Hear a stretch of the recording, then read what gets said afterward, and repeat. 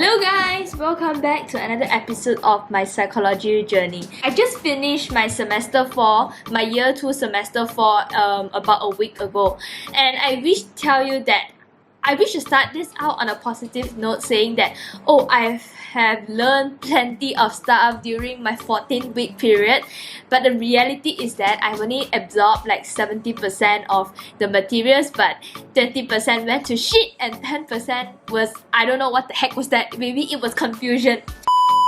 So the first subject that we had was abnormal psychology.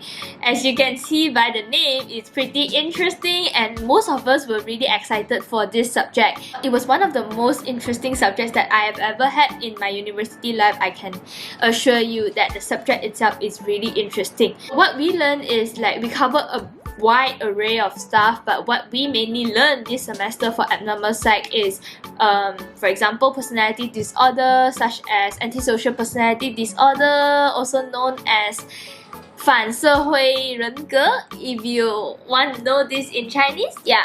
And then paraphilic disorder, which includes fetishistic, pedophilic, pedophilic is like 恋童癖, yes, in Chinese, and also transvestic, pretty much a lot of things. And even the last thing, one of the most interesting one was multiple dissociative disorder. It's basically it falls under multiple dissociation, and the Chinese name for it is a lot of us are interested in, which is 多重人格. Yes. To briefly tell you what abnormal psych is about, let me just relay to you a real life case of a person that with paraphilia that we learned in abnormal psych. Paraphilia basically means that you have difficulties controlling sexual arousal, which means like you don't function normally as other people would for sexual desires. So what we had for this abnormal psych case was that we learned about one woman. So what this woman would do is that she has a certain fetish. Fetish means like you have a certain how would I say, an abnormal obsession with something. For example, an abnormal obsession with a shirt, abnormal obsession with a shoe, abnormal obsession with women's clothing. Yeah, so that is fetish. So basically this woman had a certain fetish with animals, particularly cats and dogs. So she has obsession with cats and dogs. So what she would do is that she would get sexual arousal from these animals, these cats and dogs around her neighborhood. So how would she do that? She would first befriend these cats and dogs on the streets, like providing them food, drinks, water. And then what she would do after that was she would put honey on her genitals, basically her vagina, if you want me to put it roughly. So once she put it on her vagina, what she would do is that she would sit there and wait for these cats and dogs to lick her vagina and her genitals so that she can get the sexual arousal from that. And not only that, her abnormal behavior was that she would even, whenever she masturbates, she will undress herself, go naked, open the window, and she would masturbate in front of her neighbors so that her neighbors can see her masturbate. She basically gains the thrill from here, which is like a form of exhibitionistic disorder. Exhibitionistic disorder is basically people who likes to like undress or go naked or have sex in front of other people abnormally to gain the thrill out of it. So as you can see from this case here, this subject is really interesting. Even our assignments were interesting. So we learned about these two guys, which is his name is Jose Fritzl, and the other guy is Richard Huckel. One has anti-personality disorder, and the second one has probably pedophilic disorder, and both of them are in jail. One of them is like dead right now. So what we do is that we learn how to analyze them, like probably what do they have, what kind of disorder do they have that cause them to have such an abnormal actions. Then this is basically what we cover.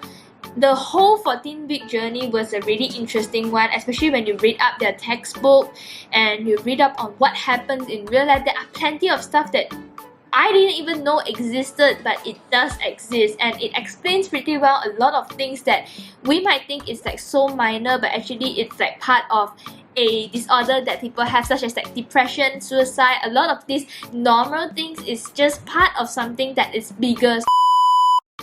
Okay, and then going on to the next subject, which is motivation and emotion. As you can see from the name here, it's motivation and emotion. So what does it actually consist of?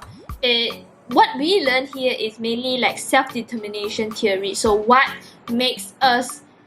determines our goals, what determines our direction, what drives us, what are the incentives, consequences, psychological needs, physiological needs, social needs that gives the word motivation to us. So this is basically what we learn, and then how this core thing will affect subsequent things such as competence, self-regulation, perceived control, and even how people regulate. What are the attributes that people take to regulate emotions? What are emotions? What are good emotions? What are bad emotions? So this is basically what we learn. What gives us this core word of motivation? What builds us? We are built based on motivation. Without a goal, without, whether be it like a small goal, minor goal, major goal, we wouldn't be able to survive. We have plenty of needs that we need to satisfy in order to move on and survive. That is how we are built up as humans. So yeah, let me show you some of our core assignments for this subject. I'll just show you the more interesting one, like a simple one, I guess, because if I'm going to show you like my research paper and all those, the more complicated one, you'll probably be uninterested about it. But if you are really interested in what we write and like what we analyze on, then you can always just leave a comment below, and I'll probably let me know, and I'll tell you how to like get it. Yeah, so back to the topic. So one of the assignments that we had for this subject was to create a poster on perceived competence. Basically, perceived competence means like how do we think of ourselves? Do we have the efficacy? Do we have the ability to change? So let's say if we are an alcoholic, do we have the perceived competence to change our behaviors from an alcoholic to someone who is like sober? Moving on from there, what we were required to do is to design posters with rational and emotional cues in them, in hopes to like drive changes among the participants and respondents that we gain from a survey, from a questionnaire. So what kind of emotional and rational cues do I mean? Like, so here you can see there's two posters.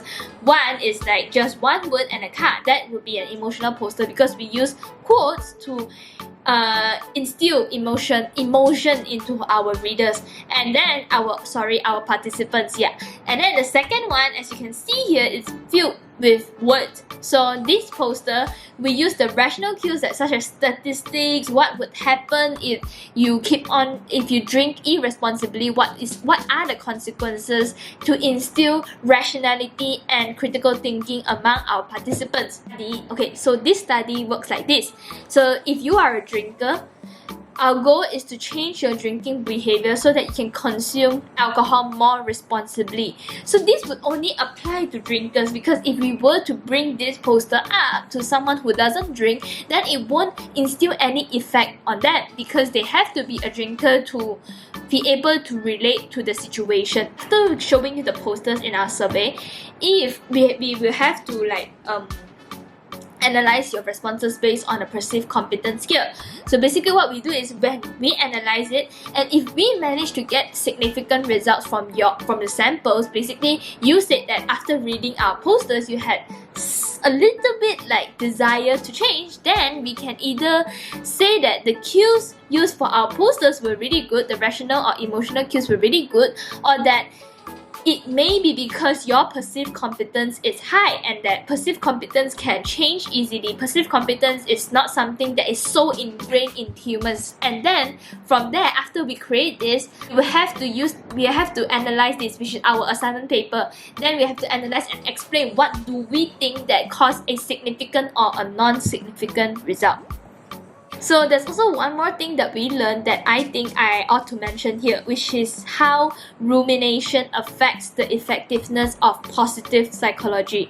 So you know how people tend, like us, I do that all the time, I'm a victim of this. So you know how people tend to overthink about life and overthink about something when anything happens to them, like let's say, oh, well, she isn't replying my messages, so she must be angry with me, or like, oh, someone said that I'm stupid, so I probably won't succeed in life at all. So this process of overthinking, like the tendency to be persistent on such thinking, is called rumination.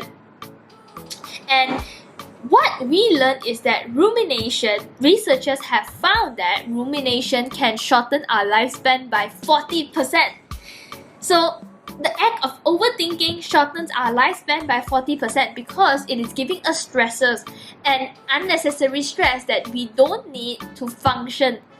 So guys, side note here, the reason why I brought this up is that if you keep on overthinking, you probably one day you would have high depression, anxiety and stress. Yeah, you always have to take mental health seriously, like how you treat your physical health. So for example, if you think that something is wrong with you physically, let's say you're having stomach pains for like 1 week, 2 weeks, like consistent pains, you won't go and say, oh, it's fine, I'm not gonna do anything about it, right? And let's say if doctor tells you, oh, you might have like some stomach tumor, you won't say, okay, fine, it's just tumor, leave it be. No, right? So you have to treat it the same way as you treat mental health. If you think that you have a depression, if you think that when you go for screening, like a depression screening, a skill, and you realize that, oh, your depression score is high, then you would have to seek help. Always seek help. Okay, sidetrack. So back to what I studied, the third subject. The third subject is... So hey guys, I'm actually editing the video right now, and I've decided to turn this video into 2 parts because there's actually 3 more subjects left on my subject list this semester. And the reason is because I think that the information that I'm giving out here would be really useful to those who really want to pursue psychology. And based on the analytics, no one really watches videos to its full length, so I hope that by cutting it short, more people would be more interested in watching it to its full length to actually understand what a psychology degree is. So yeah, here's a little bonus clip of what I had when I was filming this video, and I will see you in the next part. Peace! Hello guys, welcome back to another journey of